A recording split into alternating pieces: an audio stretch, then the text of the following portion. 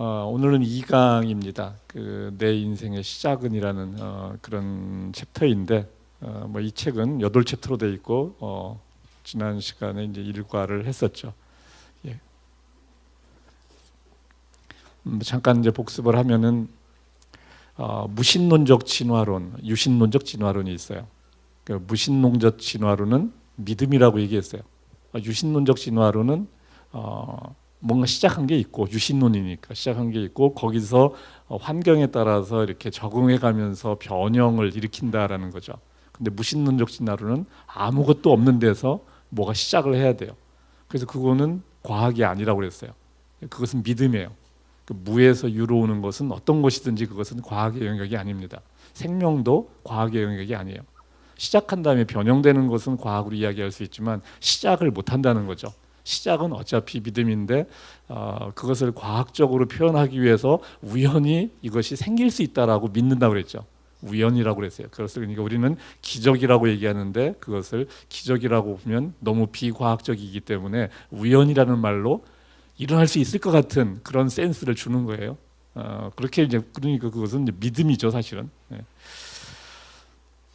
다음 장 넘길까요?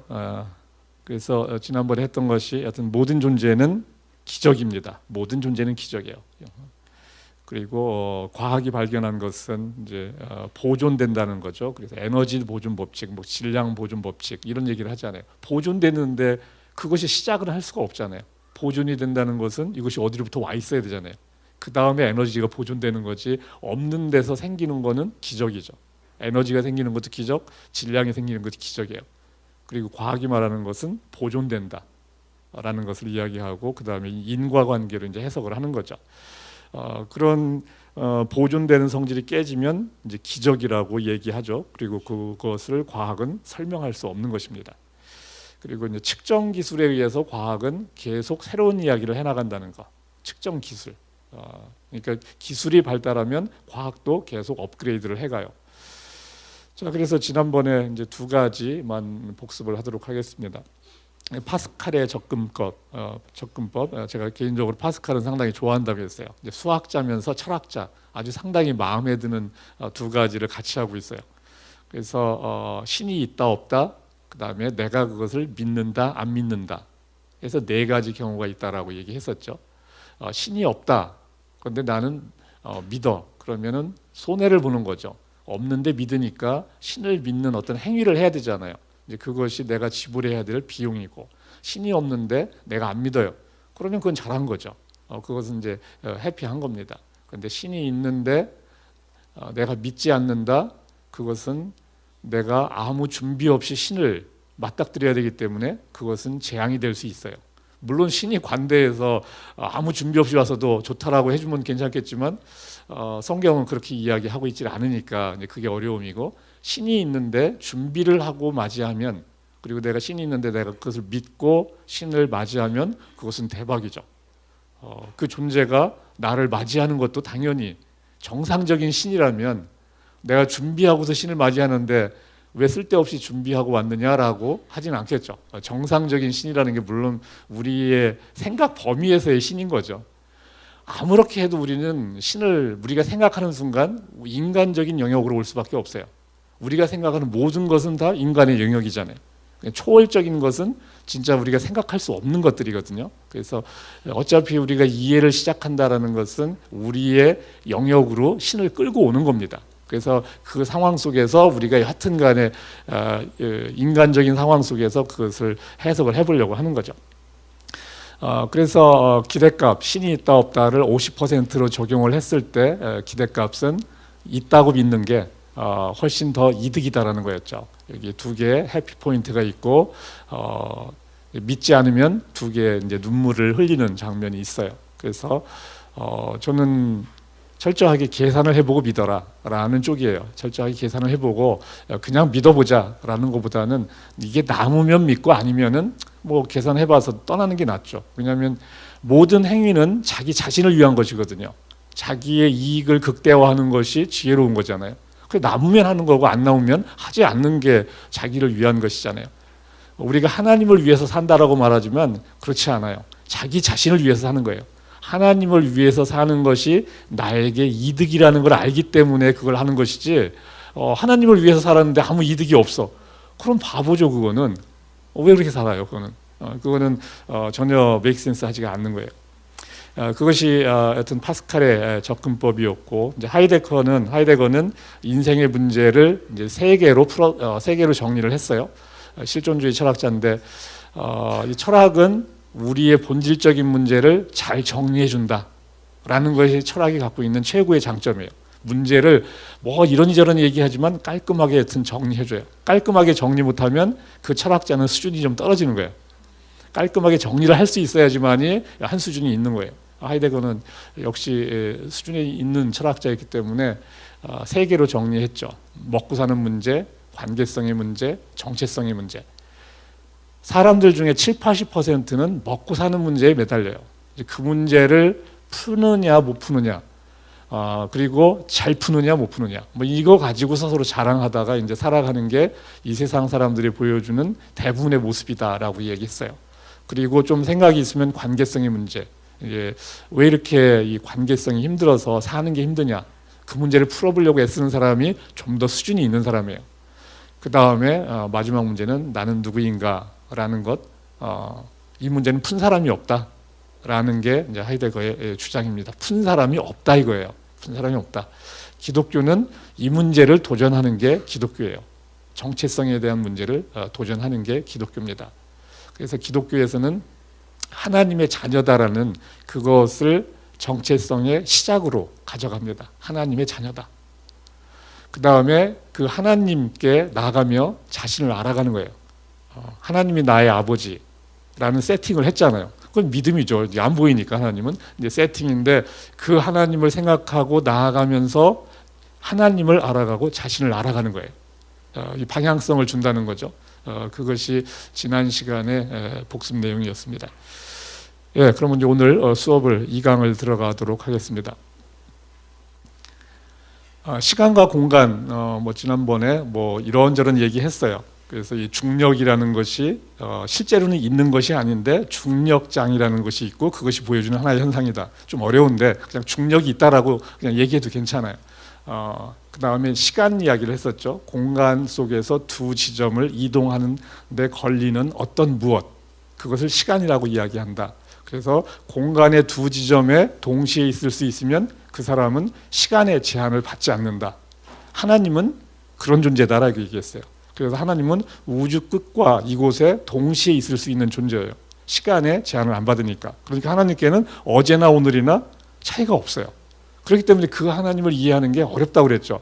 우리가 무슨 생각을 해도 우리는 시간 속에서의 생각밖에 못해요. 그러니까 하나님을 이해할 수가 없는 거예요. 그렇지만 여하튼 우리의 이해 영역으로 끌고 와서 여하튼 우리 나름대로 노력하는 건 의미가 있어요. 어차피 우리는 사람이기 때문에.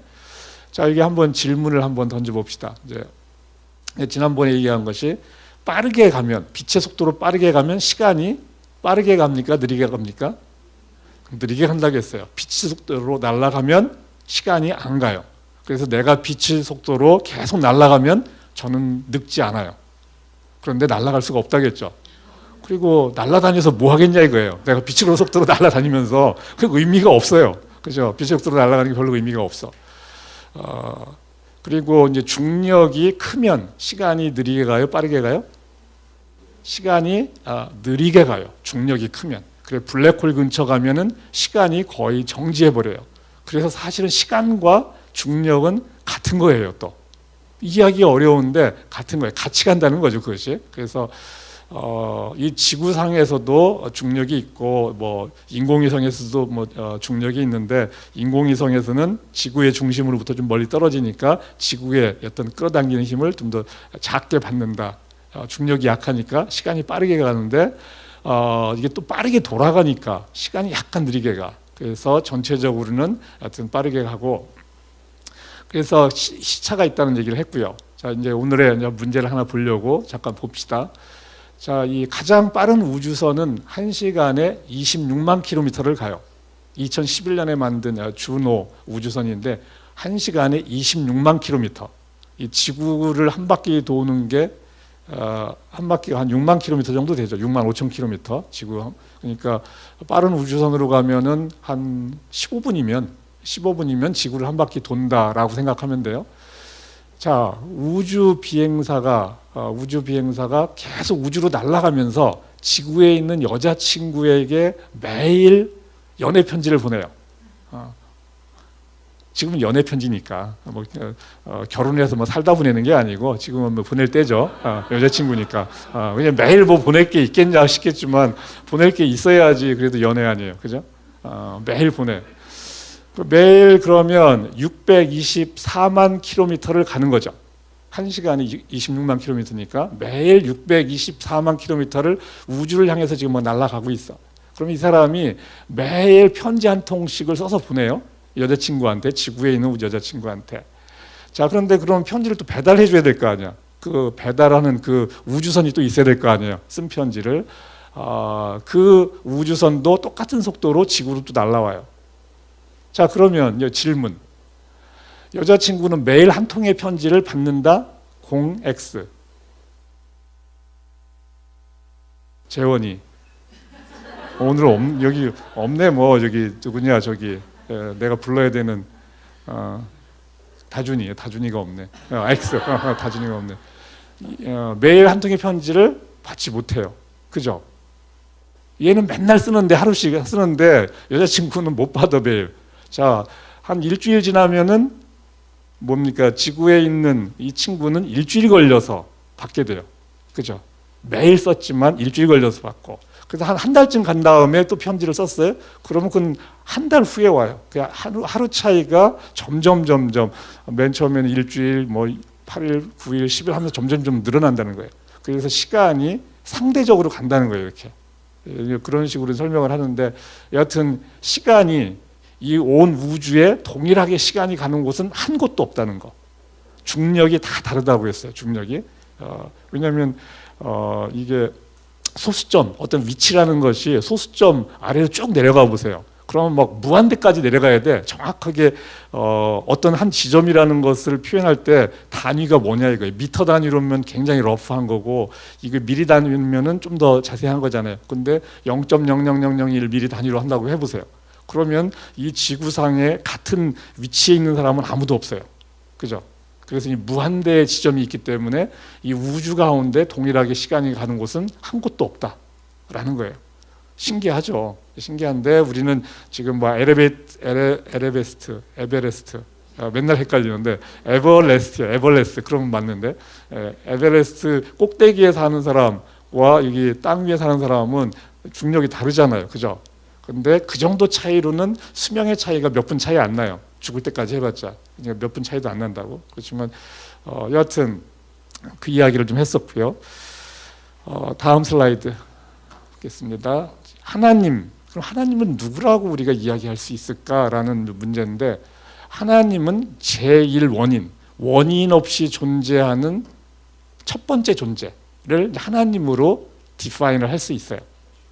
그냥 그것은 하나님에 대한 표현 방법들이 여러 가지가 있을 수 있는데 가장 손쉬운 방법 중에 하나가 이 표현이에요.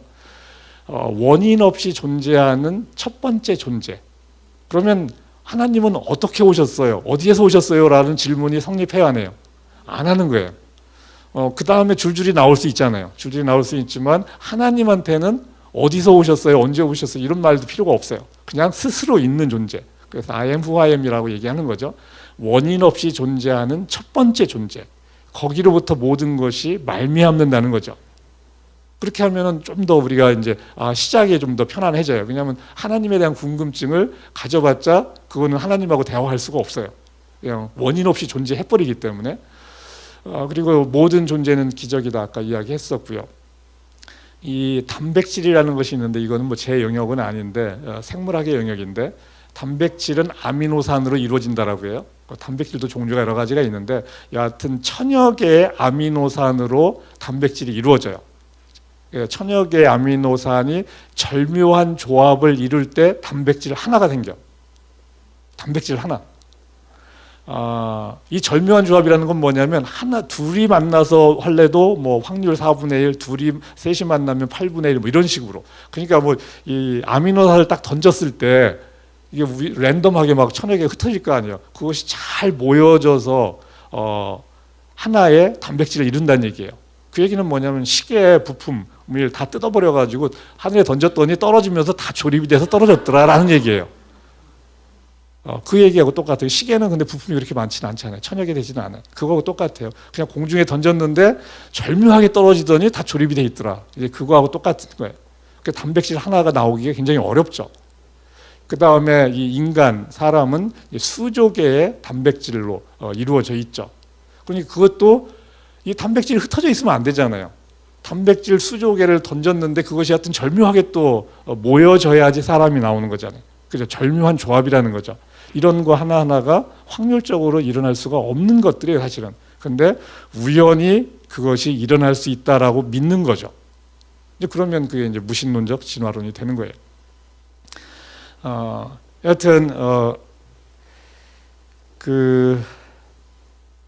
이 단백질 하나가 생기는 거, 아까 그 아미노산 천여 개가 절묘한 조합으로 단백질 하나가 생기는 그 확률은 뭐냐면 이 온 우주 가운데 원자 하나, 분자도 아니고 원자 하나를 찾는 확률이에요. 온 우주 가운데서 원자 하나를 찾는 확률. 그것과 아까 천여 개의 그 아미노산이 모여서 단백질을 이루는 확률과 같다는 거죠. 더 큰 문제는 뭐냐면 아미노산 얘가 어디서 왔냐 이거예요. 얘가 어디서 왔냐. 천둥과 번개가 마구 치더니 막 지지고 볶았더니 아미노산이 딱 생겨야 돼요. 이제 이거예요. 이제 뭐 지지고 볶으니까 생겼다. 이제 거기서 스토리를 써야 돼요. 그러니까 또 스토리를. 그리고 얘네들이 10,000개가 흩어져 있었는데 어떻게 갑자기 얘네들이 어느 한 동네에 모여서 뭘 만들어 가지고 단백질이 됐다. 뭐 이렇게 이제 해야 되는 거거든요. 그러니까 믿음이라는 거.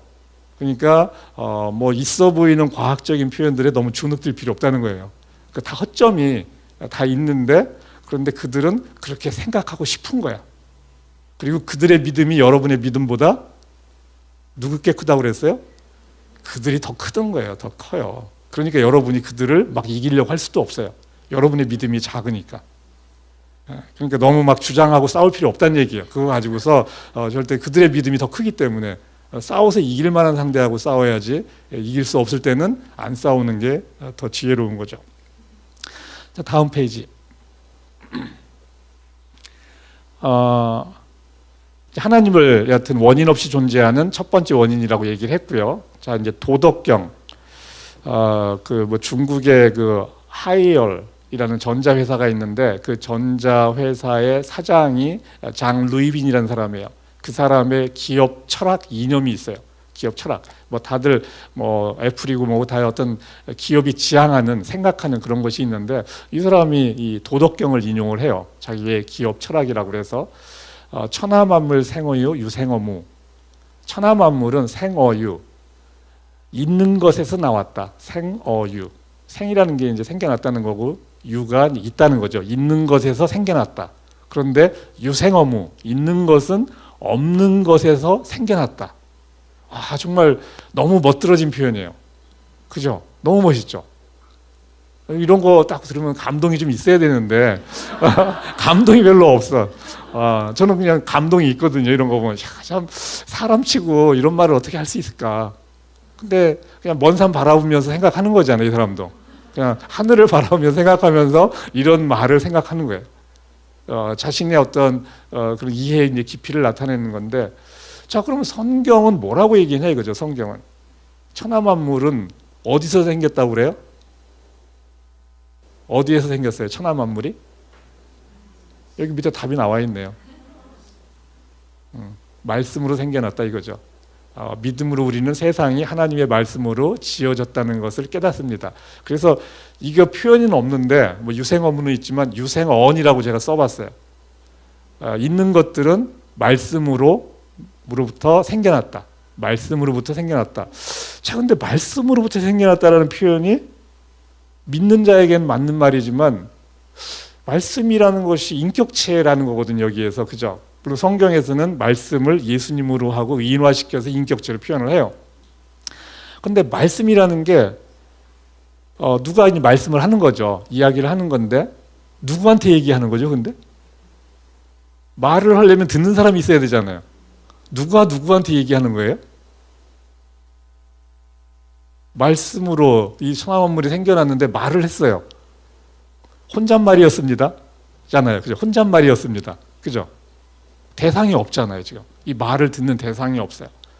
결국 말을 듣는 대상이 없다면 말하는 것은 의미가 없잖아요. 그죠?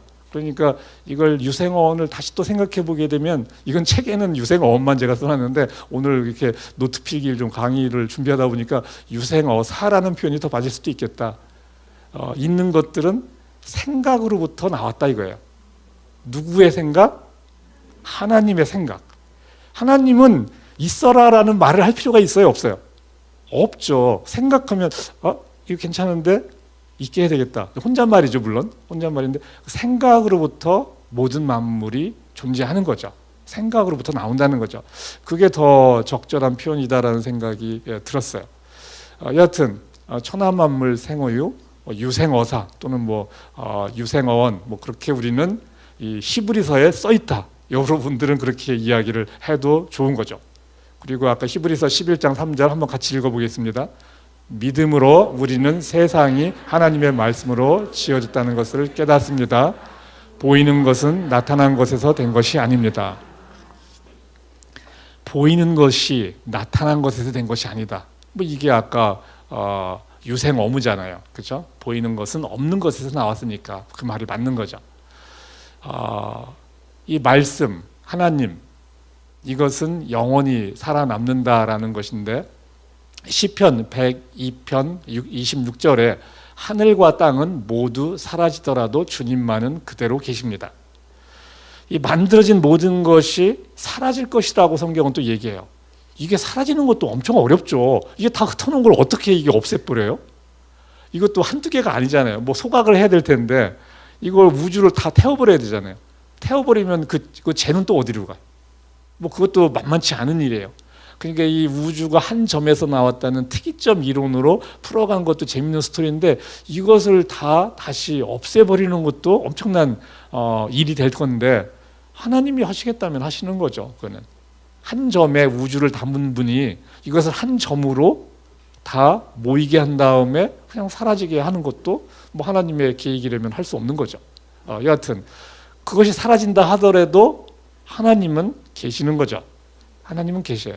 그죠? 하나님의 말씀도 남아있다라고 그렇게 얘기를 하는데, 여하튼 하나님은 살아 계시게 되는 거죠. 우리 인간은 영혼 육으로 이루어졌다라고 이야기를 해요. 물론 이것도 영과 혼을 분리할 수 있느냐라는 것은 또 이것은 많은 논란이 좀 있기는 해요. 영과 혼은 분리가 되지 않는다라고 이야기하는데, 그냥 편의상 영혼육 세 개로 분리하는 것이 저는 그냥 괜찮은 이해의 방법이라고 생각을 해요. 그러니까 접근법이라는 거는 절대시하면 안 돼요. 그죠? 그러니까 그냥 편의상 하는 것들이라는 거죠. 이건 진리가 아니잖아요. 그죠? 그래서 이해를 도우면 그냥 그런 건 채택해서 쓰면 돼요. 그래서 영혼육이라고 해서 이것을 삼분법적으로 이해를 하면, 영은 하나님을 만나는 통로, 그리고 영이 갖고 있는 것이 보여주는 특징은 자아인식. 자아인식이 뭐냐면 나는 누구지? 라는 질문을 하는 거예요. 그러면 내가 누구인지를 궁금해하지 않는다는 것은 영적인 존재가 아니거나 굉장히 미약한 존재. 그냥 하이데거가 정리한 대로 먹고 사는 문제로만 가는 사람들은 영적인 존재임에도 불구하고 존재임을 자각하지 못해요. 여러분들은 먹고 사는 문제를 해결하지 못했음에도 불구하고 여기에 앉아 있어요. 이런 걸 좀 알아보겠다고. 그럼 여러분은 자아인식이 조금 있으려고 노력을 한다는 거죠. 자아인식이란 말을 듣고 교회 온 건 아니지만 와서 배우면서 또 알아가는 거예요. 그죠? 양심 이런 것이 영적인 영역이다 이렇게 이야기는 해요. 혼이라는 것은 육으로부터 오는 어떤 인지하는 감각으로 이제 느끼는 이제 그런 영역을 혼적 영역이다라고 이야기해요. 그러니까 먹으면 행복하고 그냥 친구하고 장난치고 놀아도 재밌고, 그거는 동물들도 해요, 안 해요? 동물들, 개들이 친구들하고 놀면서 재밌어 해요, 안 해요? 엄청 재밌어 하죠. 걔들 막 서로 그냥 막 팔짝팔짝 뛰고 다니는 거 보면 보는 것만 봐도 재밌어요. 그죠? 개들도 다 좋아한다는 거예요. 개도 혼이 있다는 거죠. 그런데 개가 내가 누구인지를 고민할 거냐라는 게 이제 퀘스천인데 내가 걔하고 이 얘기를 안 해봤기 때문에 알 수는 없어요. 근데 우리는 얘는 생각을 못하는 애다라고 지금 인간의 어떤 교만일 수도 있는데 우리는 그렇게 정리를 하고 있어요. 인간의 교만일 수 있잖아. 우리도 그 생각하는데 자기한테 물어봤냐라고 하면 대화가 안 되기 때문에 우리가 못 물어봤다라고 할 수밖에 없어요. 그죠? 그래서 원숭이가 지능 지수가 높아지면, 원숭이는 동물이니까 사람하고 비슷하니까 지능 지수가 높아지면 자아 인식을 할 것이냐. 근데 이게 이런 것들이 좀 어려운 질문이죠. 지능 지수가 높아지면 어떻게 되냐 이거죠. 이런 인식을 할 거냐, 자아 인식, 내가 누군지를 고민할 거냐라는 문제인데, 우리 재원이는 생각에는 원숭이가 지능이 높아지면 그 생각을 할 것 같아, 못 할 것 같아? 못 할 것 같아? 근데 사람은 IQ, 원숭이가 지능이 높아져서 사람이 지금 뭐 평균 100이라고 하는데 원숭이가 200이야. 자, 원숭이는 내가 누군지 고민 안 하고 잘 살아. 근데 나는 IQ가 100밖에도 안 됨에도 불구하고 고민을 해. 자, 원숭이가 보면 어떻게 생각하겠어요? 아주 우습죠. 그죠? 아주 우습지 않아요. 꼴 같지도 않은데 뭐 고민을 해요. 그죠? 그리고 우리는 원숭이하고 싸우면 이길 수 있어요, 없어요? IQ 200의 원숭이하고 지죠. 족족 지죠. 다 뺏겨, 우리가 갖고 있는 거. 근데 고민해. 나는 누구인가? 이런 상황이 생각할 수가 있잖아요. 그죠? 그럼 다행스럽게도 하나님은 사람이 평균적으로 동물보다 지능이 높게 만들었어요. 그 사건이 일어나지 않게. 그런데 했는데 사람 중에는 지적 능력이 많이 떨어지는 사람이 있잖아요. 동물보다 평균적, 예를 들어서 뭐 침팬지나 이런 애들 상당히 높잖아요. 그리고 개들도 높은 지능이 있는데 그런 것보다 낮은 사람들도 있어요. 그죠? 그런 거 보면은 하나님의 뜻이 뭔가라는 생각을 할 수 있어요. 하나님의 뜻이 뭔가. 그런 걸 볼 때 우리는 안타깝죠. 사실 하나님의 뜻은 우리가 서로 나누어서 평균되게 하는 게 또 하나님의 뜻이에요. 그럼 부족한 사람들과 더불어 함께 살면서 사랑을 주고받으면서 같이 살아가는 거가 하나님의 뜻인데, 그거는 우리 좀 더 나은 존재로서는 그 말을 할 수 있는데, 그 사람, 그냥 의존적으로 살아가야 되는 그 사람은 어떤 의미가 있을까? 왜냐하면 그 사람은 우리가 말하는 자아인식이나 이런 거에 대한 고민이 없을 텐데, 그런 것들은 하나님께 그냥 맡길 수밖에 없어요. 나는 알겠어요. 나는 도와줘서 같이 살아가라 라는 하나님의 뜻을 알 수 있는데, 그 사람은 하나님의 뜻을 분별할 수가 없잖아요. 하나님을 추구하기도 어렵고. 그럴 때 어떻게 할 거냐 이거죠. 그래서 우리가 하나님을 안다 해서 모든 상황에 대해서 우리가 답을 갖고 있는 건 아니에요. 그냥 그런 것들을 너무 못 푼다고 해서 자신을 막 이렇게 닥달할 것도 없어요. 그래서 풀 수 있는 데까지 풀어보고 또 할 수 있는 거에 또 전념을 해야 된다는 거죠. 다음 슬라이드로 넘어갑시다. 이제 다시 또 이제 불교와 기독교를 한번 또 살펴보는 시간을 또 가질 거예요. 다음 시간에도 한번 더 할 건데, 어쨌든 왜냐하면 기독교 하나만 아는 것보다 기독교하고 가장 어떻게 보면 약간 대립되지만 굉장히 공통분모가 많은 종교, 그것을 비교해 보면 기독교를 더 잘 알 수 있어요. 그래서 하나를 정확하게 잘 알면, 꿰뚫으면 다른 것들을 볼 수 있어요. 무슨 이야기인지 이해가 되죠? 하나를 내가 기독교를 정확하게 잘 알고 있으면 다른 종교에서 뭔 얘기할 때 이거는 얘를 이렇게 보고 있구나라고 금방 하고, 얘는 이게 없네라고 안다는 얘기예요. 내가 하나를 다 알면. 그래서 다른 종교에 대해서 우리는 오픈마인드가 돼도 두려워할 필요가 없어요. 내가 갖고 있는 패가 이 말 그대로 포카판에서 먹을 수 있는 그런 판이면 굳이 다른 사람의 패를 보는 걸 두려워할 필요가 없어요. 근데 문제는 우리가 내가 갖고 있는 패를 정확히 모른다는 거예요. 내가 갖고 있는 기독교란 종교를 정확하게 모르기 때문에 다른 종교하고 얘기하면 두려워요. 그래서 그럴 때는 나보다 나은 사람한테 넘겨주든지 해야지, 그거 막 두려움을 떨쳐버리려고 기도해도 그게 쉽사리에 떨쳐지지 않아요. 그러니까 괜히 어설프게 하지 말고 그냥 넘겨서 해결하시는 게 좋아요. 그럴 때는 내가 감당할 수 있을 때까지만 하고. 여하튼 내가 갖고 있는 걸 정확히 알고 있으면 적어도 기독교가 진리라고 하면은 다른 종교는 허점이 있어야 돼요. 그러면은 내가 어쨌든 이긴다는 거잖아요. 그죠? 그렇기 때문에 두려워할 필요는 없는데 문제는 내가 갖고 있는 걸 정확히 모르기 때문에 그럴 때는 어쩔 수 없이 두려움을 갖는 거는 자연스러운 현상이에요. 뭐 그건 괜찮아요. 여하튼 이제 불교를 잠깐 다시 보도록 하죠. 현각 스님, 이분은 우리나라 스님이 아니죠. 하버드대를 나오고 예일대를 나왔어요. 예일대 학부를 나오고 하버드 대학에서 비교 종교학으로 석사를 했어요. 아주 이 브랜드가 좋죠. 예일에서 학부를 하고 하버드에서 석사를 했다. 다행스럽게 박사는 안 했어요. 박사는 안 했기 때문에 그렇게 아주 주눅들 건 아닌데 그래도 굉장히 외모가 좋고 내가 보기에는 뛰어나요. 이분은 인지도 측면에서는 우리나라 불교의 대표적인 분이 뭐 성철 스님, 뭐 법정 스님 이런 분들이 이제 가장 많이 알려졌는데 거기에 버금가게 인지도를 갖고 있어요. 버금가게. 그렇다고 해서 도심이 얼마나 되는지는 알 수는 없고 이분의 그 스승이 승산 스님, 숭산이죠. 숭산 스님인데 이분은 2004년에 돌아가셨어요.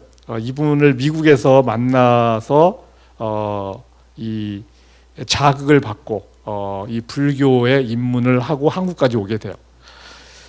이분이 그러면 이 숭산 스님과 어떤 이야기를 하다가 자극을 받았을까라는 이제 대목을 이야기하는 게 뭐냐면 숭산 스님을 만나서 뭐 나이 차이는 얼마나 나냐면 64년, 40년 가까이 차이 나요. 37세, 저 37세인가요? 혹시 37세, 37살 차이가 나요. 이제 뭐 대학교 막 이제 졸업할 때쯤이야, 대학교 때. 자신이 이제 뭐 키에르케고르나 슈펜하워나 이런 거 서양 철학을 했기 때문에 그런 걸 공부했고 자신의 고민이 뭐고 막 이런 걸 막 쭉 이제 자기의 백그라운드가 뭔지를 이제 숭산 스님을 만나서 이야기를 합니다. 숭산 스님이 그럼 영어를 엄청 잘하겠다 싶지만 그렇지는 않아요. 영어는 이분의 콩글리시는 굉장히 유명한데 여하튼 그래도 하여튼 대화는 어느 정도 될 수 있는 이런 분이었는데 여하튼 쭉 막 얘기하니까 너 누구냐라고 이 숭산 스님이 딱 물어보는 거예요. 너 누구냐? 뭐 그게 엄청난 쇼크로 왔어요, 자기한테. 막 그 굶주린 호랑이가 자기 앞에서 자기를 잡아먹을 듯이 달려드는 걸로 느꼈다고 그래요. 그 공포감이 상당히 했다라고 그래요. 그렇게 느끼는 것도 대단한 거죠. 그 질문에 대해서 그렇게 그걸 느끼는 게. 그리고 원래 이 현각 스님은 카톨릭 가정에서 태어났어요. 그래서 자기의 꿈은, 어렸을 적 꿈은 카톨릭 신부가 되는 거예요. 그 소양이 있는 거예요, 이 사람은. 영적, 굉장히 민감하고 센 거죠. 소양이 있어요. 카톨릭 신부가 되려고 했는데, 그리고 공부도 그렇게 쭉 했었고 했는데, 이 숭산 스님하고의 대화를 통해서 불교로 입문을 하게 돼요. 한국에 와서 이제 수행을 하면서 하는데, 이분이 한국에서 하여튼 탤런트에 가까운 그런 인기도를 보여줍니다. 탤런트에 가까운 인기도를 보여주는데 베스트셀러 100만 부 이상의 책이 팔렸어요. 이분의 책이 100만 부 이상. 뭐 물론 이제 잘생겼고 하버드 나왔고 그 다음에 독신 수도자, 이것이 베스트셀러의 조건이래. 베스트셀러의 조건. 그러니까 이거는 뭐 출판사에서 무조건 잡으면 되는 거래요. 되는 건데 이분은 그걸 완벽하게 그 조건을 만족시킨 분이에요. 그러니까 출판사에서 가만 안 놔두죠. 그래서 더 재밌는 거는 숭산 스님이 너는 한국말 배우면 안 된다라고 했어요. 네가 한국말을 하는 순간 세상이 너를 가만 안 놔둔다. 너가 돌을 닦는데 방해가 된다는 거죠. 그러니까 숭산 스님이 고수인 거죠. 숭산 스님이 고수인 거예요. 그래도 이 현각 스님이 대단한 거는 16년간을 안거를 하는데, 안거라는 게 뭐냐면 1년의 반을 도 닦는 거에만 쓰는 거예요. 아무도 안 만나고 칩거를 하는 거예요. 1년의 반을. 그 16년 했다는 얘기는 뭐냐면 32년 동안의 반을 그렇게 썼다는 거죠. 그러니까 내공이 있다는 거죠. 내공이 있어요. 그런데 한국말을 한 것이 자기에게는 결정적인 방해가 되는 요소가 되는 거예요. 그래서 지금 한국에 안 살아요. 그래서 자기의 초심으로 가려고 한국을 떠나 있어요. 그리고 자기가 뭐라고까지 얘기하냐면 자기는 연예인이었다라고 얘기하는 거예요. 가만 안 놔두니까. 그러니까 이 자체의 고백이 이 사람의 수준을 또 나타내는 거죠.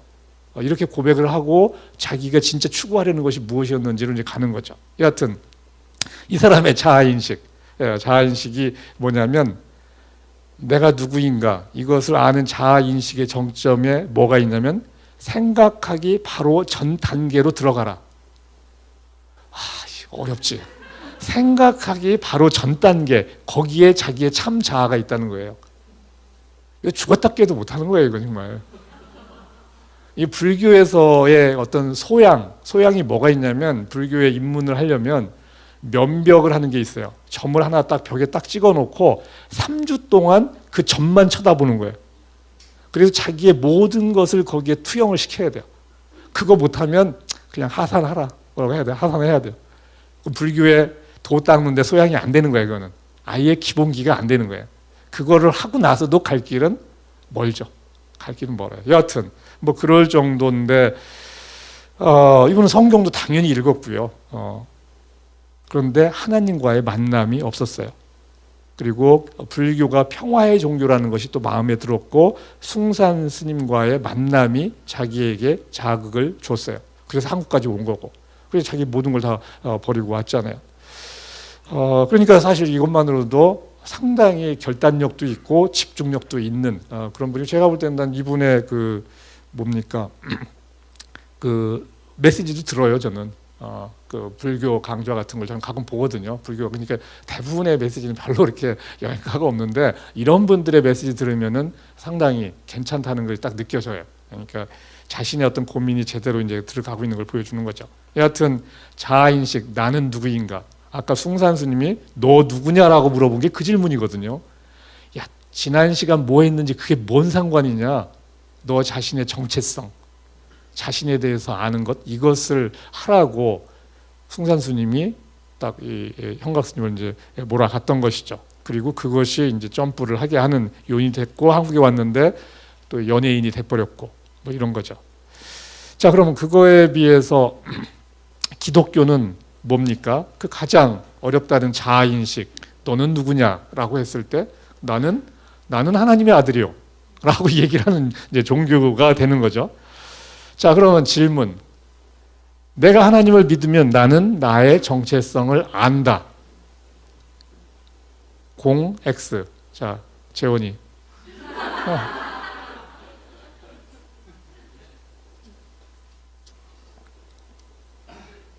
X? X야? X 동의해요? 왜 X죠 이게? 이제 수업을 잘 따라오고 있는지 내가 묻는 거예요. 그러니까 내가 하나님을 믿으면 나의 정체성을 아는 시작을 한다라고 했어요. 시작 기준점을 딱 잡는 거죠. 그렇지만 여기에 시작을 했다는 거지 안다라는 건 아니에요. 아는데 얼마의 시간이 걸려요? 영원히. 내가 영생해야 되는 이유 알겠죠? 나의 정체성을 안다 이퀄 하나님을 아는 거예요. 하나님하고 1000만 년 살면 하나님에 대해서 얼만큼 알 수 있어요? 1000만 년만큼만 아는 거예요. 그죠? 그러니까 여러분이 구원을 받고 싶으면 딱 하나님 만나서 딱 이 한마디만 하면 여러분 구원 받을 수 있는데 그걸 알려줘야 되는지 말아야 되는지 모르겠는데 내가 오늘은 다음 주에 할게 그거는. 딱 하나님 만났을 때 그 말을 하면 통과라고 할 수 있는 말인데 근데 그 말을 두 번째 쓰는 사람은 통과 안 시켜줄 것 같아. 그래서 내가 그 말을 쓰기가 좀 어려운데 내가 써야 되는데 두 번째 쓰면 그거 아까 걔가 했던 얘기인데 왜 너 안 된다고 하면 안 되잖아요. 그 처음에는 하나님이 이거 괜찮은데라고 해줬지만 그래서 이거 다음에도 내가 쓸지 안 쓸지 잘 모르겠어요. 여하튼 그 답은 일단 보류. 보류.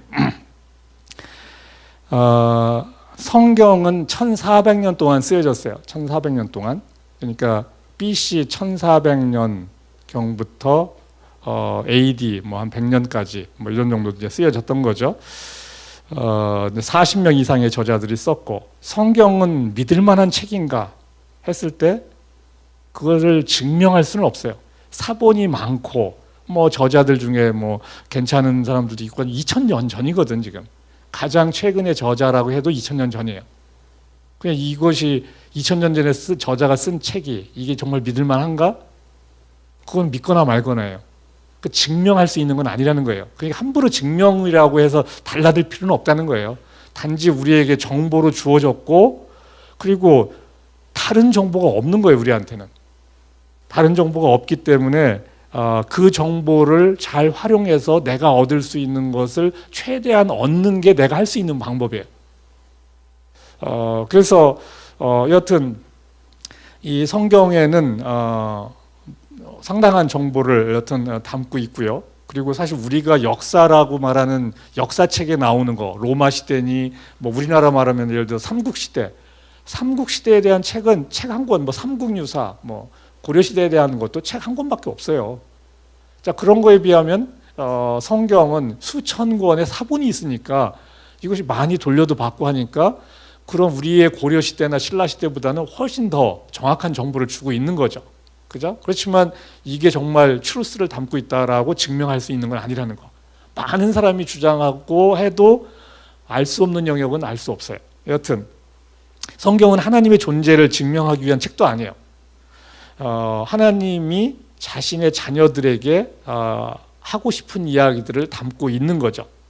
그래서 아까도 이야기했지만은 우리가 기독교인이 된다는 것은 하나님의 자녀라는 것을 믿기 시작하고 그 다음에 이제 하나님을 알아가는 여정을 살아가는 거예요.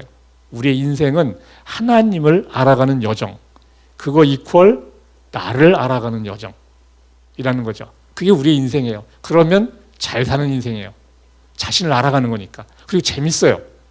안다라고 할 게 아니고 알아간다라고 하면 너무 재밌는 거예요. 그죠? 알아가는 것 자체가 우리한테 굉장한 동기부여가 되고 알아가는 데서 오는 기쁨이 또 그만큼 있는 거죠. 내가 하나님의 자녀다라는 것은 정체성을 아는 시작을 여튼 하게 하는 거고, 그 다음에 하나님에 대해서 알아가는 것이 우리의 삶이어야 된다라는 것을 이야기하는 것입니다. 그리고 우리가 하나님의 형상이기 때문에 하나님을 아는 것이 곧 나를 아는 것이다 라고 이야기를 했어요. 그런데 이제 하나님을 아는 것이 나를 아는 것인데 문제는 하나님이 보이지 않는다는 거예요. 하나님이 보이지 않기 때문에 하나님을 알고 싶으나 알아갈 수가 없어요. 그래서 하나님이 생각한 건 뭡니까? 예수를 보내주는 거였어요. 사람이 더듬어서 진리에 이르지 못하니까 진리를 우리에게 보내줬다라는 게 이 성경의 설정이에요. 제가 설정이라고 얘기하는 거는 믿거나 말거나 하기 때문에 그래요. 그냥 성경에서는 그렇게 이야기한다는 거죠. 그것을 프루브할 수 있는 건 아닌데 일단 흐름을 따라가 보는 거죠. 그러니까 보이지 않는 하나님을, 보이지 않는 진리를 우리가 볼 수 있는 진리로 만들어줬다는 거죠. 그래서 예수님이 이 땅에 온 것이 엄청나게 의미가 있는 거죠. 그러니까 하나님을 알아가는 것 이퀄 예수님을 알아가는 것. 그것이 곧 나를 알아가는 것이에요. 그러니까 나를 알아간다는 게 뭐냐면 참 나를 알아간다는 거예요. 죄로 커럽션이 된 나가 아니고 진짜 나.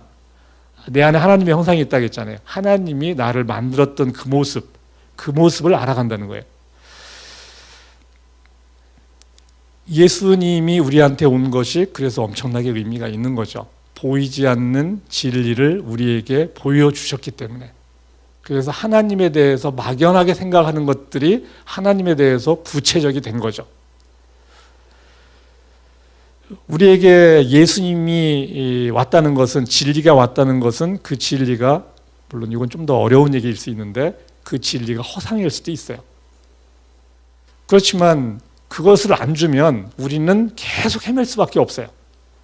준 예수님이, 왜냐하면 불교하고의 가장 큰 차이는 뭐냐면 불교에서는 그런 걸 주면 그게 허상이 되기 때문에 잘못된 길로 간다는 거예요. 또 그래서 안 줘요, 그런 걸.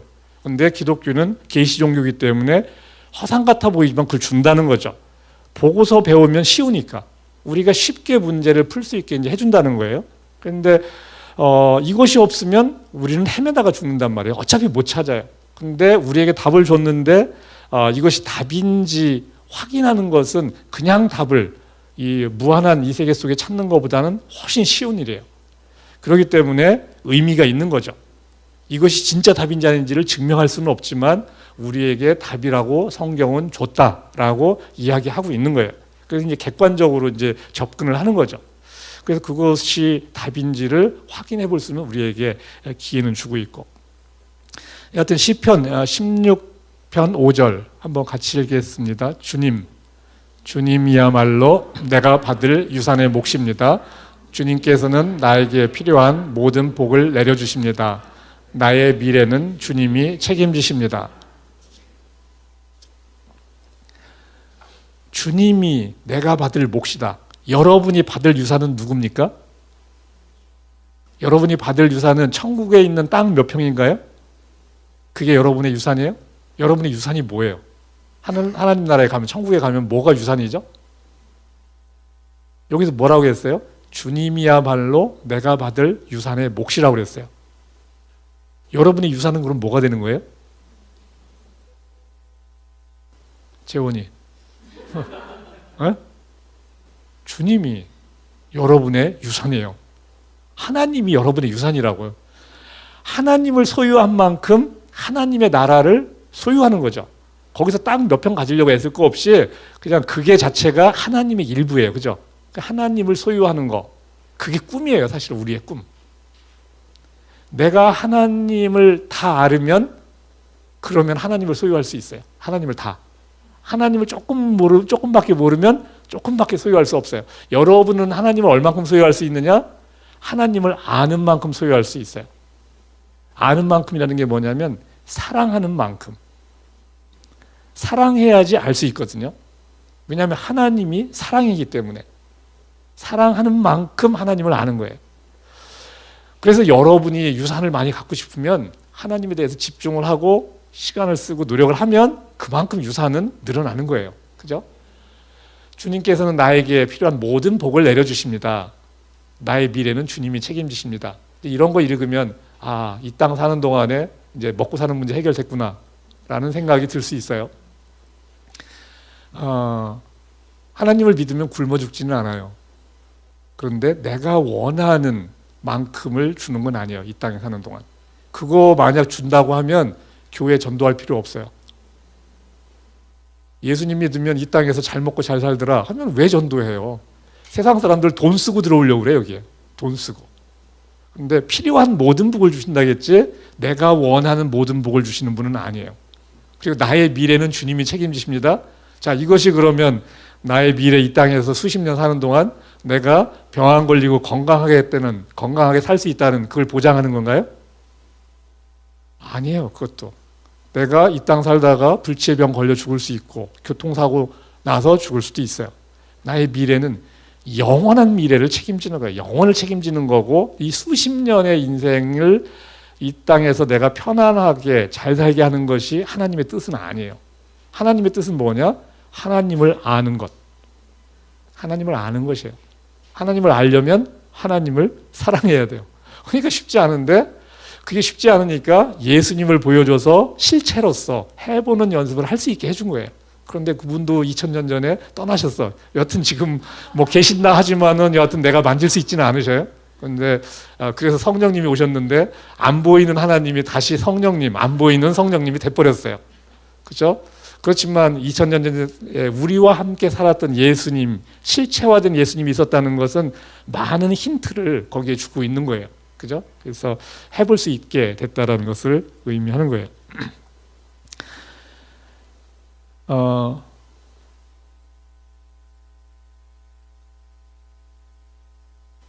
오늘날 교회 다니는 사람들 중에 얼마의 사람들이 제대로 된 신앙생활을 하고 있을까라는 거를 이렇게 좀 제대로 신앙생활을 하는 사람이 한번 통계적으로 본 적이 있는데 교회 다니는 사람 중에 5%만이 자신이 믿는 것이 무엇인지 아주 구구절절은 아니지만 핵심을 얘기할 수 있고 그렇게 살아보려는 노력하는 사람이라고 이야기해요. 5%. 교회 다니는 사람이 5%. 저는 적은 숫자 아니라고 생각해요. 5%. 근데 이 신촌 하나교회는 50%라고 저는 해주고 싶은 마음이 그냥 불쑥불쑥 생겨. 더 많으면 더 좋고. 퍼센티지라는 거는 어느 한 동네는 5%도 안 될 거고 여기는 90% 될 수 있는 거예요. 평균적인 얘기예요. 그죠? 왜냐하면 세상의 많은 기독교는 보면 아까 세상에 보고하고 진짜 복하고가 그냥 믹스업돼 있어. 그러니까 진짜 복을 알 수가 없어요. 그냥 메시지 들어보면 그게 너무 갑갑해요. 진짜를 얘기해 줘야 되는데 진짜를 얘기해 주는 메시지가 생각보다 많지 않다는 거예요. 그러면은 그게 은연중에 세상에서 잘 먹고 잘 살 수 있다는 그 메시지를 해서 물론 장사를 하기 위해서 좌판을 깔기 위해서 하는 거로 마냥 하는 거라면 조금 이해할 수는 있지만 그게 본질처럼 이야기한다면 안 되는 거죠. 자, 그래도 이 교회 다니는 사람의 5%라는 거는 제가 볼 때 적은 숫자 절대 아니고 불교는 뭐 엄청 적죠. 불교인이라고 말하는 사람 중에 불교인은 거의 없어요. 아까 말한 대로 면벽을 할 수 있는 수준 돼야지 제가 볼 때 불교인에 들어가요. 뭐 가서 등산하다가 한번 또 뭐 그 부처님 앞에 가서 불공 드리고 자기의 종교는 불교다라고 써내는 사람이 거반 이상이 다 그거거든요. 거반이 뭡니까? 제가 볼 때 10중 8구일 텐데. 그러니까 그럼 불교가 뭔지도 모르는 거예요. 그러니까 불교가 뭔지 알면은 빨리 머리 깎고 들어가야 돼요. 빨리 머리 깎고 들어가야 돼. 그 사람만이 불교인이 될 수가 있고 단지 이제 그러면 너무 이게 안 되니까 그냥 세상 사람들을 위로해 주려고 세상 속에도 다 불심이 있다고 이렇게 위로를 해주는 거지 진짜는 빨리 머리 깎고 들어와라라고 하는 게 진짜 불교 스님이 해야 될 얘기예요. 들어와라. 나머지는 다 아무것도 아니다라는 얘기죠. 자, 여튼 그런 불교의 어려운 문제에 비하면 기독교의 문제는 굉장히 쉽게 해줬고 그렇기 때문에 생각보다는 많은 사람이 그래도 그 제대로 되는 트랙으로 가고 있다라고 분류를 하고 있는 거예요. 5%라는 것이 저는 적은 숫자 절대 아니라는 거라고 생각하는 거죠. 자, 성경을 우리가 이제 하다 보면 이제 삼위일체라는 말을 쓰게 돼요. 그래서 여기서는 지금 제가 그냥 간략간략하게 하면서 이제 포인트들만 가고 있어요. 자, 삼위일체 보통 하나님, 예수님, 성령님을 이제 삼위일체다라고 이야기를 하고 있어요. 그러면 여기에서 첫 번째, 이 셋은 하나이고 각각 3분의 1씩을 차지한다. 셋이 합쳐져서 하나이다. 이게 맞아요, 틀려요? X. 그다음은 셋은 완전히 같다. 이것도 아니야. 그러면 삼위일체는 뭔가? 이 사이에 있는 그 무엇. 이 사이에 있는 그 무엇이고 이것을 풀고 들어가서 뭐 설명하면 다 이단이 돼버려. 뭐 이런 식이에요. 그러니까 그래서 이것 때문에 삼위일체 때문에 또 여튼 중세 때 뭐 많은 사람이 또 고초를 당합니다. 그래서 내가 볼 땐 참 웃기는데 그냥 좀 다르게 완전히 다른 게 아니면 괜찮거든요. 제가 볼 때. 그런데 못 견뎌 해요. 조금 다른 걸 못 견뎌 해. 그래가지고 구박을 받고 이단시를 많이 했었습니다. 이 삼위일체라는 것은 성경에 사실은 있지 않아요. 삼위일체라는 것은 신학적 교리입니다. 이렇게 몇 개를 따져보니까 삼위일체 같이 보여지는 거예요. 사실 일체라고 할 수 있는 것은 하나님과 예수님의 일체예요. 왜냐하면 예수님 자체가 나를 본 자는 하나님을 본 자다라고 해서 자신을 동일시했으니까. 근데 성령이 하나님과 예수님과 동일시했다는 표현은 없어요. 그냥 하나님의 영이고 성령은 하나님의 깊은 것들을 아는 존재, 그리고 하나님께 간구하는 존재, 이렇게 이제 표현이 돼 있거든요. 그렇기 때문에 근데 하나님의 깊은 것을 다 알면 하나님하고 같은 거다 이거는 라고 볼 수는 있겠죠. 그렇지만 이렇게 같다라고 등식을 할 수 있는 건 없고 그것은 이제 신학적인 교리를 우리가 이렇게 표현을 하는 겁니다. 그래서 신학적 교리라는 것은 성경에 어떤 두 포인트가 있으면 세 포인트가 예를 들어서 있으면 네 포인트를 적당한 가운데 하나 점을 찍어요. 세 포인트를 가지고 점을 하나 찍어 보는 거야. 세 개를 적절하게 어떻게 보면은 컴비네이션을 하는 거죠. 그거는 성경에 정확하게 그 한 점은 없어요. 그런데 세 개의 점을 통해서 유추를 하는 거죠. 그런 것들이 이제 신학자들이 하는 일이에요. 여튼 삼위일체는 뭐 그 정도로 하면 되고요. 자, 그러면 질문 한번 또 들어가 보겠어요. 질문 다음 장. 다음 중 진리가 아닌 것은 하나님, 예수님, 성령님, 성경 아니다. 모두 진리다. 이거는 오지선다야.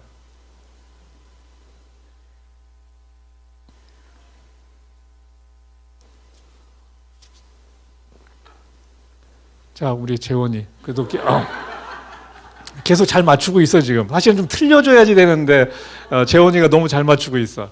출제자의 의도를 정확하게 꿰고 있어요. 지금 보면은 그 방배에서 와서 그런가?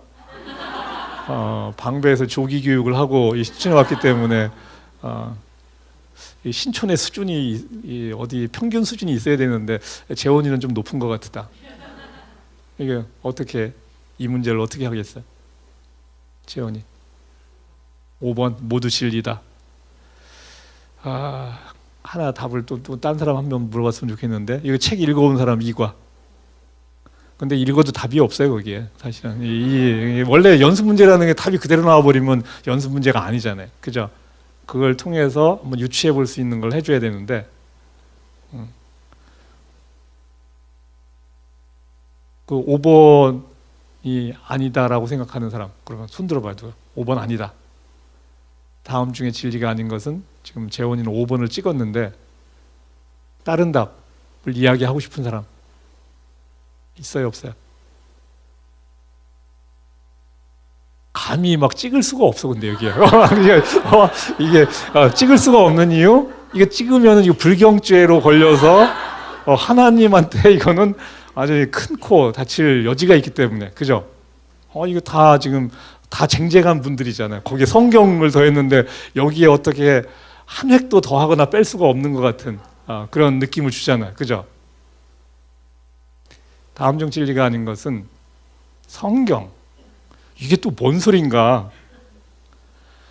성경은 진리에 관해서 이야기하고 진리의 일부분을 담고 있어요. 자, 예수님은 진리인가 아닌가? 예수님은 진리예요 아니에요? 진리예요. 하나님은 진리예요. 성령님은 성경에 진리란 표현은 없어요. 그렇지만 아까 삼위일체로 얘기했을 때 진리로 우리가 이제 교리적으로 받아들여요. 자, 성경은 그러면 성경은 뭐냐? 진리를 담고는 있지만 진리 그 자체는 아닌 거예요. 자, 성경이 예수님을 다 담고 있어요? 성경이 하나님을 다 담고 있나? 하나님은 무한하신 분이잖아요. 예수님도 무한하신 분이고 영원하신 분이잖아요.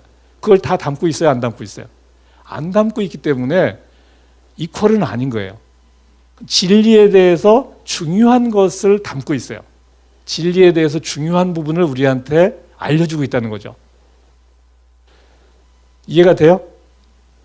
그러니까 이퀄은 아니라는 거예요. 하나님의 일부를, 쉽게 얘기하면 핸드폰 매뉴얼이 있어요.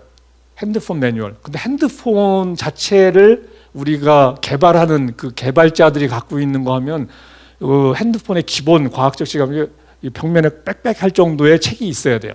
핸드폰 하나 만들려고 해도. 자, 여러분은 핸드폰 별거 없어요. 그냥 매뉴얼만 보면 돼. 성경은 매뉴얼이지 핸드폰이 어떻게 만들어졌고 뭘 담고 있는지를 이야기하고 있지 않아요. 그죠? 그러니까 축약본 같은 거죠. 축약본. 일부의 정보인데 매뉴얼만 있어도 엄청 좋은 거죠. 그리고 다 알려주지 않은 게 얼마나 다행이에요. 다 알려주면 죽을 때까지 공부해도 모르니까. 그죠? 다 알려주면 여러분 머리 터져요. 그죠? 매뉴얼만 주니까 그나마 와서 공부해가지고 좀 알려고 하는 거지. 하나님의 본체를 알려주기 시작하겠다고 하면 100억 년, 1000억 년 걸려도 다 못하는 것들이 거기에 있는데 어떡하겠어요? 그럼 맨날 받아쓰기 하다가 그냥 세월 가는 거죠. 그죠? 근데 그렇게 하지 않았다는 거죠. 그래서 그것을 정확하게 알아야 된다는 거예요. 그러니까 예수님이 진리다 라고 해서 우리가 예수님을 알 수 있는 건 아니에요. 진리도 알 수 있는 것이 아니에요. 예수님도 알아가는 거예요. 진리를 아는데 얼마의 시간이 걸린다겠어요? 영원의 시간. 하나님을 알아가는데 얼마의 시간이 걸려요? 영원의 시간. 그러니까 이제 이해가 되는 거죠. 예수님을 알아가는데도 영원의 시간이 필요하고, 제자들 3년간 예수님하고 숙식을 같이 했지만 계속 헛소리 하잖아요. 성경 보면 계속 헛소리예요. 예수님이 부활한 걸 보고 나서 그 다음에 믿고 이제 따라가는데 그것도 일부죠. 예수님이 했던 것 중에 일부를 알고 따라가는 거예요. 그죠? 그래서 요거를 알면은 좀 더 그림이 이제 그려지죠. 하나님이 꿈꾸는 거. 우리는 그것을 다 가늠할 방법도 없어요. 그래서 그것을 알아가는 것이 우리의 삶이 되는 거죠. 예, 다음 슬라이드. 하나님의 창조 목적. 하나님의 창조 목적. 성경이 재미있는 것은 사실 성경에 이렇게 구구절절이 뭐 지금 1000몇 페이지 이렇게 분량의 책이 있지만 핵심은 사실 창세기 1, 2, 3장, 뭐 요한복음 1장만 있으면 제가 볼 때 핵심은 다 담겨 있어요. 그게 창세기 1, 2, 3장과 요한복음 1장 그것만 있으면은 성경이 이야기하고 하는 나는 핵심이 여튼 다 나오는데 하나님의 창조 목적 두 가지입니다. 두 가지. 하나님이 사람을 만든 이유. 첫 번째, 커뮤니언. 교제하는 대상으로 만든 거예요. 자, 창세기 1장 26절 한번 같이 읽겠습니다. 우리가 우리의 형상을 따라서 우리의 모양대로 사람을 만들자. 우리가 하나님의 형상이에요. 우리가 하나님의 형상. 하나님의 형상이라는 것은 하나님과 존재론적으로 대등하다는 얘기야. 그죠? 존재론적으로 대등하다 이퀄 대화할 수 있는 존재라는 거죠. 대화할 수 있는 존재. 그래서 하나님이 우리를 만든 첫 번째 이유는 교제의 대상으로 만든 거예요. 그게 첫 번째 목적. 자, 두 번째. 도미니언. 다스리는 거. 일하는 겁니다. 일하는 거. 창세기 1장 28절 같이 읽겠습니다. 생육하고 번성하여 땅에 충만하여라. 땅을 정복하여라. 모든 생물을 다스려라. 이거예요. 일하는 거. 두 가지예요. 하나님이 사람을 만든 목적 두 가지. 일하는 거, 그 다음에 하나님과 교제하는 거. 그래서 기독교가 들어가는 곳에는 적극적인 일을 하는 것이 기본에 깔려요. 왜냐하면 적극적으로 땅을 다스리거든요. 그러니까 땅을 적극적으로 다스린다는 것은 파괴적으로 다스리는 것이 아니죠. 왜냐하면 그것은 결국 자기에게 부메랑이 오니까 친환경적으로 잘 다스려야지 자기도 거기에 공존할 수가 있잖아요. 근데 이제 먹고 살기 어려울 때는 어쩔 수 없이 파괴를 하게 돼요. 왜냐하면 일단 생존해야 되니까. 그렇지만 조금 지나면 친환경적으로 이제 개발을 하게 되는 겁니다. 그래서 이제 기독교가 들어간 곳은 유럽, 그 다음에 미국, 그 다음에 이제 아시아 이렇게 쭉 왔을 때 적극적으로 열심히 살아가는 것이 거기에 이제 바탕적으로 깔려 있어요. 자, 이 두 가지 결국은 하나님과의 교제, 그 다음에 열심히 일하는 거. 자, 세상 사람들은 뭐 해요? 근데 뭐가 없는 거예요? 열심히 다스리는 일을 해요, 안 해요? 해요. 여러분보다 더 열심히 일해. 그죠? 여기서 여러분이 이거 공부하는 동안 걔네들도 막 일하잖아. 물론 그런 애들은 세상에서 더 잘 나가게 해줘야 돼. 지금 이 시간에 일하고 있으면. 근데 노는 애들, 이 시간에 노는 애들보다는 여러분이 더 잘해야지. 그죠? 걔네들은 이제 헛짓을 하는 거니까. 헛짓을 하는 건데. 그러니까 근데 이 시간에도 열심히 일한다면 걔는 일하는 시간이 우리보다 2배가 많은데 걔네들하고 해서 이기려고 할 필요 없잖아요. 그죠? 걔네들은 그냥 더 잘 먹고 잘 살으라고 하고 우리는 우리의 몫의 삶을 살면 돼요. 그러니까 그런 거 가지고 너무 배고파하지 부러워하지 말라는 거야. 그러니까 그런 거 가지고 부러워하면은 신앙생활하기 힘들어져. 나는 더 좋은 것을 얻었다라는 걸로써 스스로 만족할 수 있잖아요. 그죠? 내가 더 좋은 것을 가졌는데 굳이 세상에서 좀 더 월급 받고 좋은 차 타고 좋은 옷 입은 거 가지고 그거 보면서 그냥 부러워할 필요 없잖아요. 예. 자, 세상 사람도 도미니언 하려고 애를 써요. 우리보다 더 열심히. 자, 근데 교제가 없어요. 커뮤니케이션. 반쪽짜리는 한다는 거죠. 생육하고 번성하는 거 세상 사람들 다 열심히 해왔는데 요즘은 그걸 안 해요, 지금. 결혼도 안 하고 번성을 안 하고 있잖아요. 그게 이거마저 안 하면 그나마도 안 하는 거예요. 하나님과 교제 없지, 생육하고 번성도 안 하지, 그러면 하나님의 계명을 다 안 지키는 거예요. 그죠? 그래서 생육하고 번성하고 땅을 다스리는 걸 하면 반쪽은 지키잖아요. 그죠? 여튼 두 가지가 하나님의 창조 목적. 아주 심플하죠. 심플하죠. 하나님과의 교제, 결국 하나님과의 사랑 이야기를 써가자라는 게 하나님의 목적이에요. 하나님과의 사랑 이야기. 그 다음에 다스리는 거. 이게 다스림의 대상에 사람은 없는 거예요. 근데 죄가 들어와서 사람이 사람을 다스리려고 하지 사람은 다스리는 대상 아니에요. 사람은 섬기고 사랑하는 대상이에요. 근데 죄가 들어왔기 때문에 사람이 사람 위에 올라가려고 하죠. 왜 올라가려고 하느냐? 보이는 것 중에는 최고의 존재가 사람이거든. 최고의 존재가 사람이기 때문에 그걸 밟고 올라서면 자기가 거기에서 누릴 수 있는 기쁨이 그만큼 큰 거예요. 그러니까 다 권력에서 위에 올라가려고 하는 거예요. 사람을 자기의 밑에 두고 싶은 거예요. 그거보다 더 크게 기쁘게 하는 건 없어요. 근데 하나님은 사랑의 대상으로 사람을 만드셨는데 죄가 들어와서 이렇게 된 거죠. 그래서 이 두 가지를 정확하게 잘 기억을 하시고, 그다음에 창세기 1장 31절, 자, 이런 창조 목적을 가지고 하나님이 만드셨어요. 사람도 만들고 다 만들었어요. 마지막 한번 1장 31절 읽겠습니다.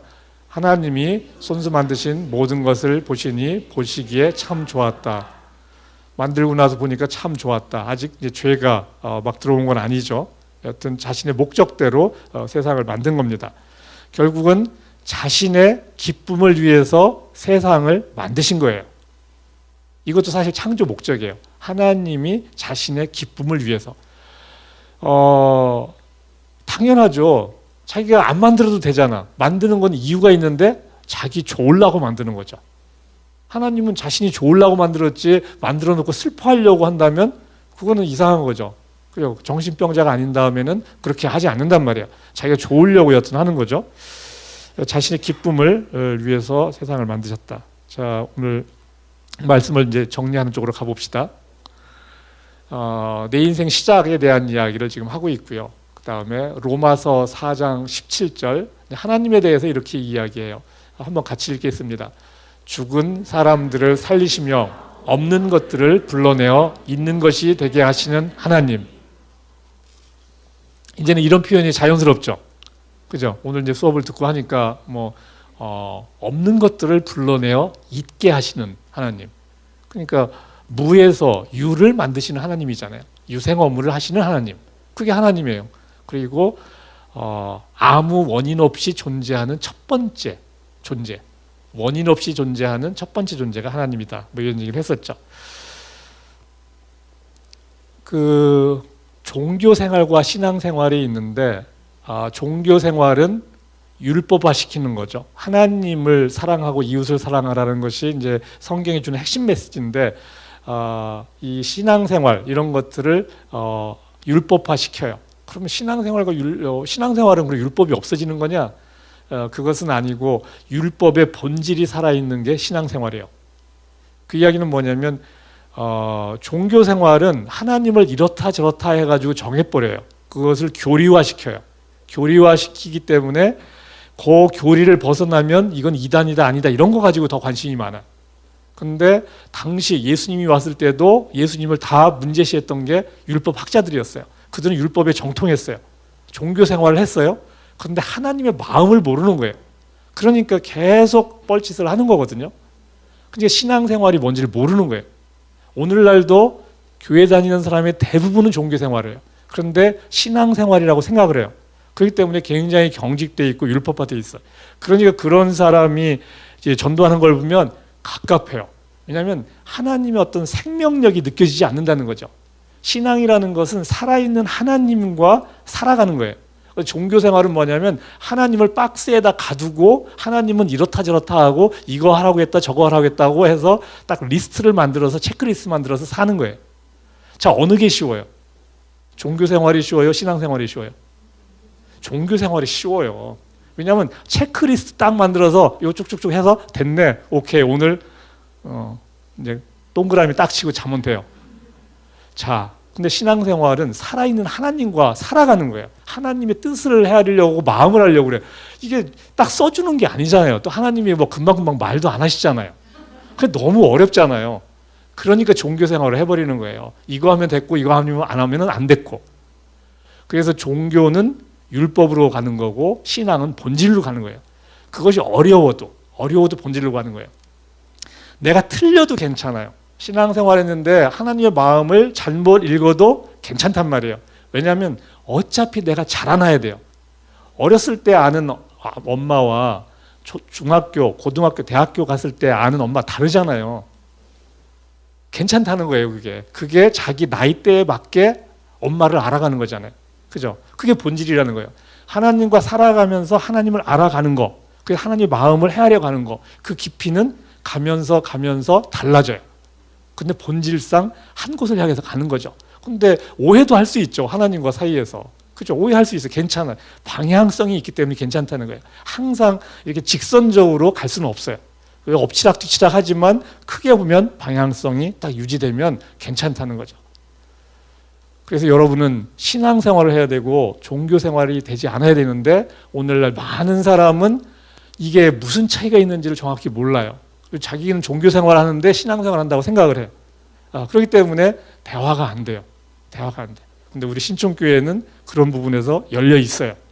여러분은 신앙생활 할 수 있는 소질이 다분하게 있다는 거예요. 이거는 굉장히 중요해요. 소질이 있어야 돼요. 왜냐하면 여기는 열려 있기 때문에. 여기 이제 임전수사님이나 뭐 이성만 목사님이나 열려 있거든. 그러니까 포용적이잖아요. 그러니까 뭐 사소한 잘못이나 이런 거 가지고 막 지적하고 안 하잖아요. 그건 뭐냐면 본질상 그런 것들은 중요한 게 아니고 그 향해서 가면은 계속 나아질 수 있는 거기 때문에 그런 거죠. 자, 하나님을 기쁘게 하는 인생, 이제 이게 우리의 인생이 되는 겁니다. 하나님을 기쁘게 하는 인생, 하나님을 알아가는 인생. 그것이 가장 잘 사는 인생이에요. 진리를 알아가는 인생, 그게 하나님을 또 기쁘게 해요. 왜냐하면 하나님을 알아가는 거니까. 결국 모든 것은 하나님을 아는 것, 진리를 아는 것, 나를 아는 것, 결국은 정체성, 다 이것이 연결되는 거죠. 자, 오늘 이렇게 해서 마무리를 하고 연습 문제를 그래도 잠깐 봅시다. 문제풀이까지 한 3분만 하고서 마치도록 할게요. 자, 사람은 지능이 높은 동물인가 아니면 동물과는 다른 존재인가? 어때요? 달라요. 다행히 지능이 높아서 우리가 원숭이한테 우리가 괴롭힘을 안 당하는 거야. 얼마나 다행이야. 그러니까 그런 여지를 아예 안 주는 거예요. 지금 성경은. 그래서 고민은 되지만 여러분은 다르게 하나님이 만드셨다 라고 하는데 세상은 그렇게 안 믿어요. 단순히 지능만 높은 존재다. 근데 그게 프루브할 수가 없어요. 근데 그러니까 그런 거 가지고 싸울 필요 있어요? 없어요? 싸울 필요 없어요. 그 사람은 그 사람이 믿고 싶은 대로 믿는 거예요. 그죠? 자, 질문 1. 신은 왜 사람을 만들었을까? 왜 만들었어요? 여러분 좋으라고 여러분을 만들었어요? 아니면 하나님이 자기가 좋으려고 만들었나? 하나님이 자기가 좋으려고 만들었어요. 하나님은 이기적 존재예요? 엄청 이기적인 존재예요. 하나님 엄청 이기적인 존재예요. 엄청 이기적이에요. 하나님은 그 욕심이 한이 없어요. 욕심이 한이 없어요. 그러기 때문에 무한대 크기의 하나님의 나라를 소유할 수 있는 거예요. 가난한 사람에서 제가 가장 가난한 사람이 하나님이라고 했잖아요. 그 갈망이 주체할 수가 없는 거예요. 그죠? 갈망이. 그래서 우리가 그 대상 중에 하나로 들어가 있는 거예요. 그러니까 하나님이 이기적 존재라는 게 우리한테 그렇게 나쁘지 않은 설정이라는 거. 그죠? 왜냐하면 우리가 그분을 소유할 수 있기 때문에 괜찮다는 거죠. 사람이 살아야 할 특별한 이유가 있는가? 있어요? 없어요? 사람이 살아야 할 특별한 이유가 있는가? 있다 없다? 있다. 사람이 살아야 될 이유. 무신론자는 우리가 살아야 될 이유 없다라고 했어요. 신이 있다라고 하면 있어요. 신이 만든 의도, 신이 사람을 만든 의도가 사람이 살아야 될 이유예요. 그것이 내 마음에 들든 들지 않든, 내가 그렇게 살든 살지 않든 관계없이 이유는 있는 거예요. 우리가 학교에서 배운 대로 안 살잖아요. 그러니까 특별한 이유가 있는데 특별한 이유대로 살지 말지는 나의 선택인 거예요. 그죠? 있고 없고는 하나님의 몫이고 내가 그렇게 살지 말지는 내 몫이라는 거죠. 그죠? 그러니까 우리한테 선택권을 줬다는 거죠. 근데 하나님이 없다면 살아야 될 이유도 없으니까 그냥 하고 싶은 대로 하면 돼요. 근데 있으면 다르다는 거죠. 이유가 있기 때문에 그거에 맞춰서 살지 말지를 내가 선택을 해야 되고 그것이 앞으로 직면할 그분 앞에서의 나의 삶을 결정한다는 것이 성경이 이야기하려는 내용입니다. 예. 오늘 이 강을 이렇게 해서 마치도록 하겠고 기도하고 마치도록 하겠습니다.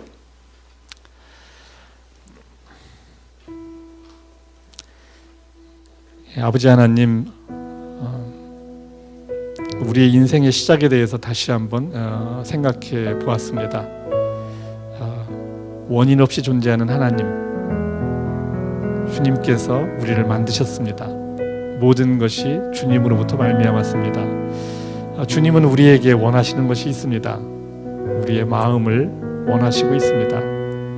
우리로부터 사랑받기를 원하시고 있습니다. 우리가 주님을 알든 알지 못하든 주님은 우리를 사랑한다고 하십니다. 그 주님의 사랑의 깊이와 넓이를 우리는 알 수 없습니다. 그것을 살아가면서 경험하기를 원하고 그 경험을 통해서 하나님을 알아가기를 원합니다. 그것이 곧 나를 아는 과정이 될 것입니다. 이러한 과정을 영원히 살아가며 주님을 더욱 알아가며 그리고 우리에게 허락된 형제자매를 더욱 사랑하기를 원합니다. 그것이 주님의 뜻임을 압니다. 모든 말씀을 예수님의 이름으로 기도드립니다. 아멘.